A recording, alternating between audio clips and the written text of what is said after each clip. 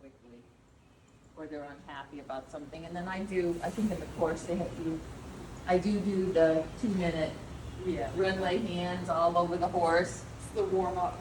Yep. Warm up the She's looking tissues, relax receptive. them. And also when you're doing that, you're palpating too. So you can kill two birds with one stone. You're getting, warming up the tissues, and you're also Yep. palpating to see where the areas are tight and looking for Well, I don't even do that Okay. for me. Yeah. So that's the thing. Okay. Sometimes I'm gonna do things a little different, because I've been doing it 3 years now, so Well, and you can modify things. That's the thing too. Right. Some people want to we got to stick to this exact protocol. It's like, no, you Right. don't have to. And every horse is different. So Right. some horses, like what she was saying, like if she was like super head shy or she just didn't want to be touched, you're gonna have to change the way that you're doing things with her. So don't get it in your head that you have to go through the same exact protocol with every horse, because Right. the horses are going to be different. You're going to have to modify things and find what works for you, find what works for Right. that particular horse. exactly. So this is how I start. So I just want her to get used to my hands. I'm not really palpating yet, because then if I tap the sore area, all of a sudden they're negative towards me, the horse. I don't want them negative towards me. I want them thinking that I'm a friend. Yeah. It's all gonna be good. I'm gonna help you. You're gonna feel better, kind of thing. So that's what I do. This is what I do first. So Yeah. you're a dressage rider. Do you tend to work on a lot of dressage horses? Is that kind of I horses do. you're working on? I get everything, from minis on up to a lot of Western horses. I end up doing a lot of saddle fitting with the Western horses, Yeah. because so many of the Western horses are sore here and here. And it's because most horses have that hole, so there's too much pressure here, because the saddle's rigid normally. So I have gotten into some saddle fit to a degree. Yeah. Just because you kind of have to, Yeah. kind of get you there, because not every horse, but a lot of horses have a problem with the saddle fit. And then when there's a saddle fit issue, usually the iliopsoas is terrible, because the horse is trying to push through, but they can't push through because they're so blocked. So this muscle in their butt gets very sore. And the shoulder, anything. So, but anyway, so that's what I do in the beginning. If you put your fingers here, you can feel the front of it. It's pretty big. Okay, And then the so- other ones are about fist size going down the neck. So if you press in here, you can feel the transverse processes that are sticking off of those vertebrae. And sometimes people will feel these and they think it's like a stress point or a tight point, but it's the transverse processes. It's the actual, bone. Yeah. Okay, so the depression Yeah. is in between. Yeah, and then you can just feel that boniness there. And then we go down in here. Yep, and you got the front of the scapula. Right here. Mhm. And then you can And feel atlas atlas. is huge. Yeah, so if you run your hand right there, you can feel where it ends. Oh, right. Yep. And like feeling, okay, so. And like finding the TMJ, like I'm always. Well, a good way to find it is actually from chew, and you'll see the movement. Like, you've stitched it. Right. You've stitched it. See where it's moving up there. Okay, yes. See, that's what, and that's, it doesn't help at all because I have like BB, you know. And chewing helps them release too. So some horses will just be like really tight and they don't want to release. If you can kind of stick your finger in there and get them to start releasing their jaw, it helps them release like Kind of cheat a the little. hole in their neck and stuff too. Yeah, Yeah. sometimes you have to like encourage them to. Yeah, See, now I'm seeing it. yeah. Now, I had a weird horse, I have to tell the stories, but where he would go like this, right? He'd stand, he'd work and go, open his mouth, and he'd twist his head. I'm like, this isn't normal. I said, how long has he been doing this? Well, about a year and a half, I've always been doing it since he got here. Okay, so this isn't normal. So I finally figured out it was his right TMJ. After he would twist his head. Right. So it was actually this TMJ is what I figured out. So I did the cranial and everything. And he would react when I worked on, he would start doing that gesture. She said she'd do it riding. I said, you know what? I taped it, and he got a lot better. He actually almost stopped doing it between the cranial and the taping that I did there. I said, why don't you have your vet, next time your vet comes, just snap a picture there. Turns out there was an old fracture. Oh wow.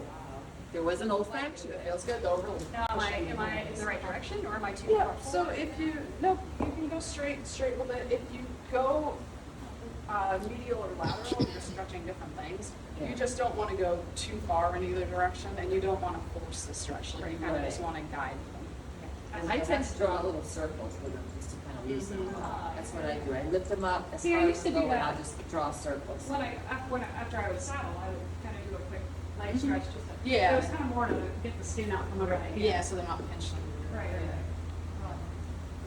Yeah, and then with the hind leg too, you can pick that up and you can walk it back, and then you can walk it forwards and do 2 stretches that way.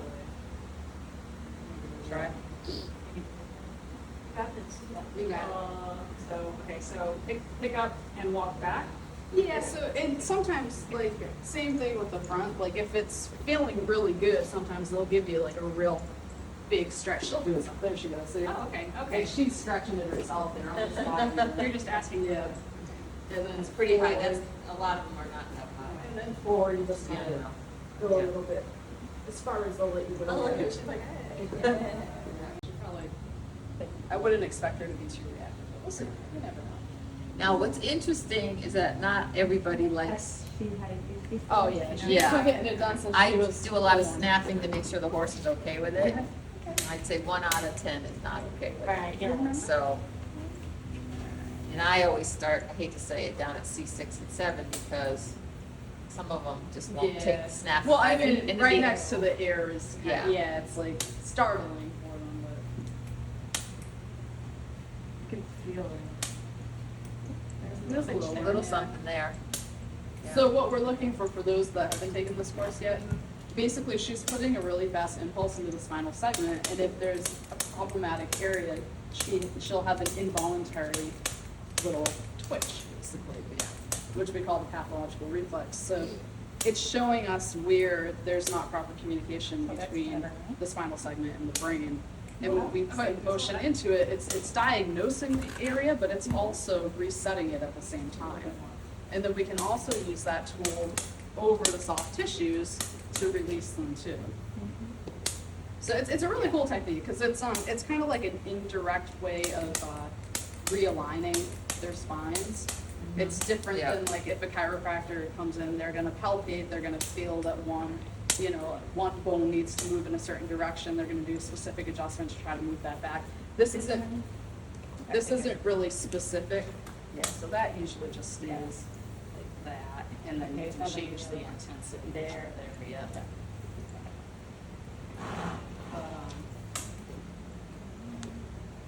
So what you're saying is I should go through and do all the coursework for all of my classes and then get my hands on stuff. Well, I mean, you can jump in and do the massage, but you will find, once you have all the tools, the knowledge, you're gonna use it all. Yeah. Like, Yeah. when you go out to work on a horse. It seems you're like gonna it's use falling. all. It seems like it falls into Yeah, place. it does, yeah, and it's like what she's saying, like, you could have the horse that's just like not really responding well to stuff, and then you do craniosacral therapy and after they need it, or you can have a horse that really needs this, Yeah. and, like that. I went to, one woman had a quarter horse mare and I did all this therapy, I did the ANMR, and one scapula was 3 inches lower than the other one. oh, wow. I mean, it was, I said, no wonder she's giving you trouble under saddle. Look at this. So he had front shoes on, but his feet were toes were way over. Yeah. And I was a little confused because he was shoes. Oh. Like I said, I'm not gonna write until I hear something. Yeah. Mhm. Everything is nice and relaxed. It's in indoor, not outside.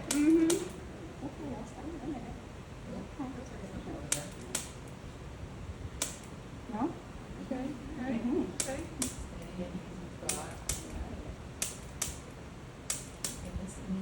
Oh, there we go.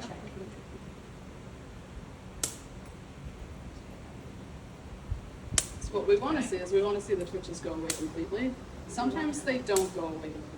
We usually do 3 passes. If they don't go away completely by the 3rd pass, it just means that they need a follow-up session. Okay, that was But yeah, she's already looking better. She's not quite as reactive. Right. It's helping.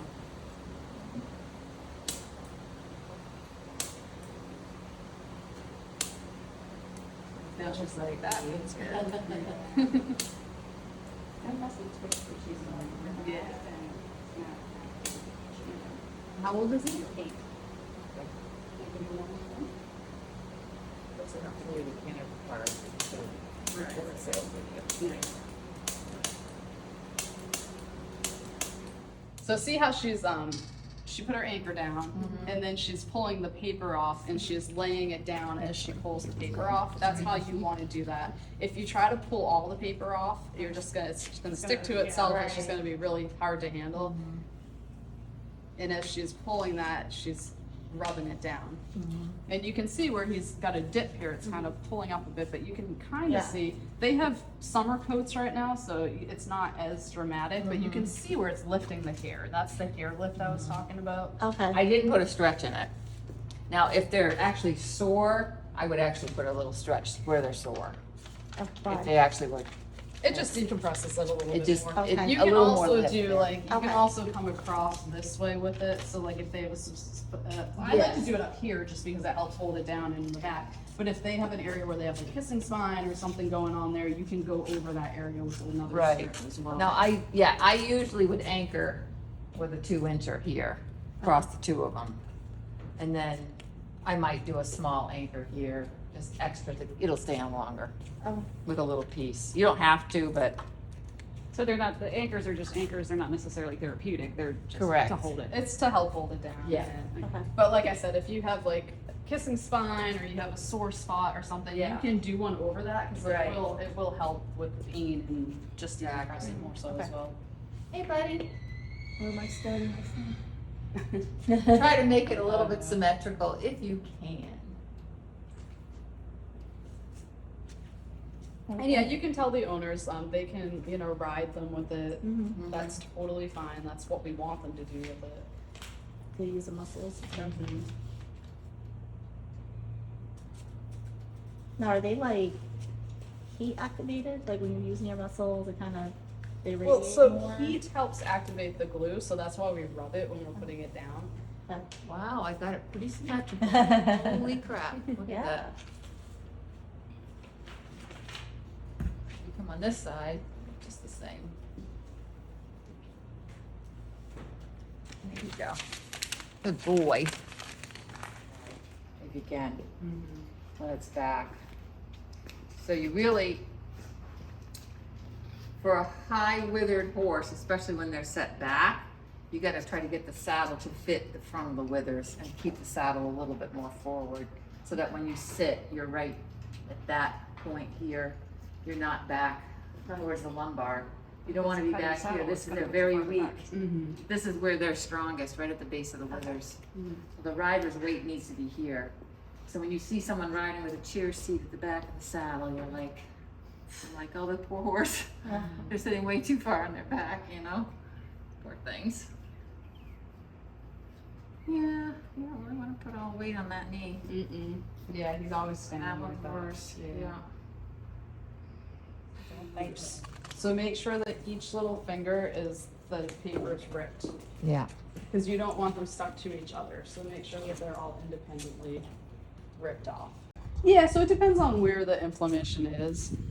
And there's a couple theories about that too. Some say that it's going to move it up the finger projections towards the anchor. So you want the anchor to be towards the heart because you want it to go up the extremity rather than down it. But there's also been people that have said that they've proven that that's not the case. Here we go. You ready? Yeah, pass it around if you want to cut some.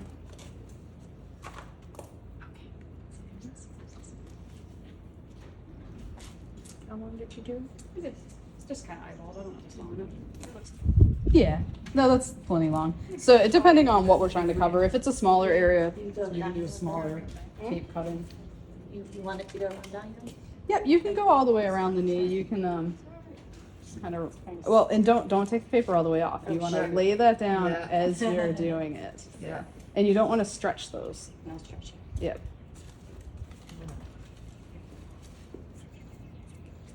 And another thing to bring up too, most horses are fine with it, but some horses, if they're not used to the tape or they're just kind of skittish, if you're doing like a tape application where you have a longer strip of tape and it's like blowing in the wind or something, just Yeah.